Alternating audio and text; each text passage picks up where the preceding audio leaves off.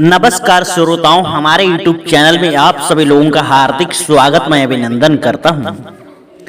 मेरे प्यारे दर्शकों, मेरे प्यारे श्रोताओं, आपसे विनम्र निवेदन है कि वीडियो की समाप्ति तक जरूर बने रहें। ये कहानी बहुत ज्ञानवर्धक और प्रेरणादायक होने वाली है। मदद करने से क्या होता है, हमारे अच्छे कर्म करने से क्या होता है। श्रोताओं, आज मैं आपको एक कहानी के माध्यम से सुनाने जा रहा हूं। आप लोगों से अनुरोध है कि वीडियो के समाप्ति तक जरूर बने रहें। श्रोताओं, एक समय की बात है, एक शहर में एक पेड़ था। उस पेड़ पर एक तोता और मैना रहा करते थे। श्रोताओं, उस पेड़ पर तोता मैना रहा करते थे और बहुत दिन तोता मैने को रहते हो गए। उसी शहर में एक भिखारी रहा करता था। जो भिखारी था उसके शरीर से कोढ़ चू रहा था, दुर्गंध आ रही थी, महक आ रही थी।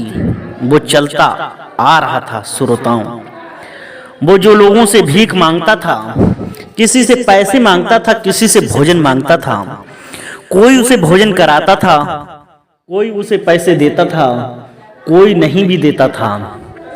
जो देता था उसको वो आत्मा से दुआ देता था, बने रहो, जैसा करोगे वैसा भरोगे, तुम्हारा कर्म करो भरोगे तुम, मतलब जैसा करोगे वैसा भरोगे।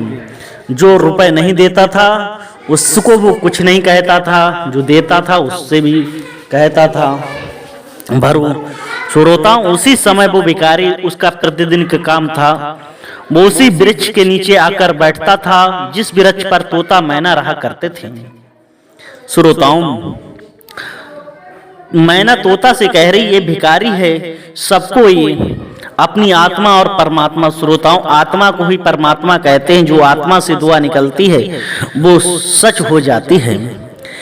वो किसी को तो दुआ देता था, किसी को तो कुछ नहीं कहता। जो मारता था उससे भी कहता था कि तुम भगवान जाने, तुम करोगे तो वो ही भरोगे, जैसा करोगे तो जो दोगे मुझे धन तो अच्छा होगा, नहीं दोगे तो तुम खराब होगा, मतलब भला बुरा लोगों का कहने लगता था। श्रोताओं, मैना कह रही है उस तोते से, ये बताओ, ये भिखारी दुआ देता रहता है, इतना परेशान, दुर्गंध आ रही है, ये क्या कारण है। तो तोता कह रहा है, ये भिखारी के पूर्व जन्मों का कर्म है। कौन से जन्मों का कर्म है?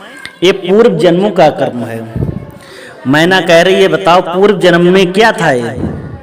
श्रोता, तोता कह रहा है, ये पूर्व जन्म में एक सेठ था और ये बहुत ही कंजूस था। ये किसी को दान नहीं देता था, किसी की सेवा नहीं करता था और लोगों को भगा देता था फटकार कर। ये उसी कर्मों का ये फल आज भोग रहा है। तो मैना को विश्वास नहीं हुआ। मैना कह रही है, तुम्हें कैसे पता है पूर्व जन्म में? आप तो खाली कल्पना कर सकते हो। तब तोता कह रहा है, ये ऋषि मुनि कहते हैं, अनुमान लगा सकते हैं, अनुभव ग्रहण करते हैं कि जो इस समय सेठ हैं वो क्या करते हैं, जिनके मकान बने हुए हैं, अच्छे अच्छे पैसे वाले हैं। तो कहता है तोता कि जब पहले जन्म में ये भी सेठ थे, इन्होंने अच्छे कर्म किए, दान दिए, दौलत लुटाई और इन्हें सेवा की, अपने माता पिता की सेवा की, बुजुर्गों को अच्छे से रखा, कोई भी भूखा आ जाता उसे भोजन खिलाए बगैर ये घर से नहीं जाने देते थे। उनका एक कर्म है। श्रोताओं, फिर भी मैना को विश्वास नहीं हुआ। मैना ने कहा कि नहीं, मुझे विश्वास नहीं होता है आपकी बातों पर। कैसे आप बता सकते हैं कि ये पूर्व जन्म का है?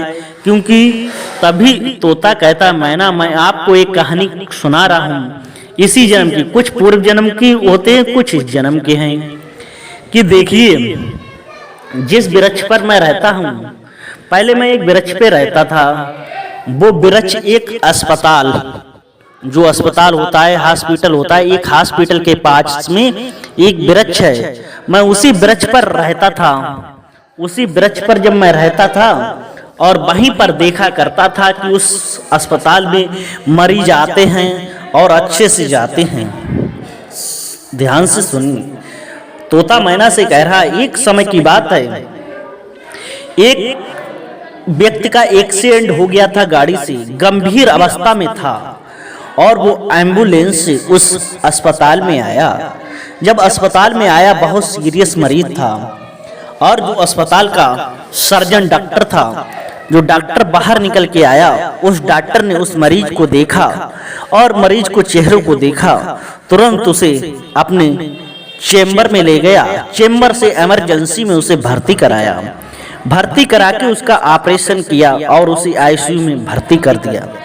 श्रोताओं, इमरजेंसी में भर्ती था मरीज। वो लगभग 1 महीना वो मरीज भर्ती रहा, कोमा में पहुंच गया। श्रोताओं, तोता कह रहा है मैना से, ध्यान से सुनो।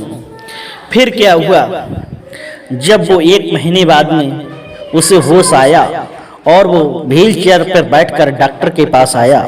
उधर डॉक्टर का जब हिसाब किताब था लगभग लाखों में पहुंच गया था। लगभग उसका बिल 1 महीने से ऊपर हो गया था, 8-9 लाख का उसका बिल पहुंच गया। बिल उसने टेबल पे रखा और जैसे ही कहा, हे मेरे ध्यान सिंह, क्योंकि उस जो मरीज का नाम था ध्यान सिंह, कि ध्यान सिंह आपने मुझे पहचाना? ध्यान सिंह बोला मैंने नहीं पहचाना, कि मैं इतना रुपए कैसे भरूंगा। डॉक्टर बोला ध्यान सिंह मरीज से कि आप चिंता मत करो, मैं आपको ने मुझे नहीं पहचाना मगर मैंने आपको पहचान लिया है। एक समय की बात है जब मैं अपने परिवार को लेकर तीर्थ यात्रा पर निकला था और तीर्थ यात्रा पर निकलने के बाद में जब मैं वापस आ रहा था अपने परिवार के साथ, मेरी पत्नी साथ में थी, मेरे बच्चे भी साथ में थे और मैं जंगल के रास्ते आ रहा था और रास्ते में मेरी गाड़ी खराब हो गई थी और मैं मदद के लिए चिल्ला रहा था। उस जंगल में कौन मेरी मदद करता, क्योंकि जंगल में उसमें कोई नहीं था। अब मैं भगवान परमात्मा से प्रार्थना कर रहा था कि कोई आ जाए और मेरी विनती को स्वीकार कर ले। तभी मैंने देखा कि आप उधर गाड़ी से आ रहे थे, मैंने आपसे मदद मांगी तो आपने कहा अभी मैं आपकी गाड़ी को सही कर रहा हूँ। आपने क्योंकि मेरी गाड़ी में आग लग गई थी और वो बंद हो गई थी, स्टार्ट नहीं हो रही थी, तब आप आए।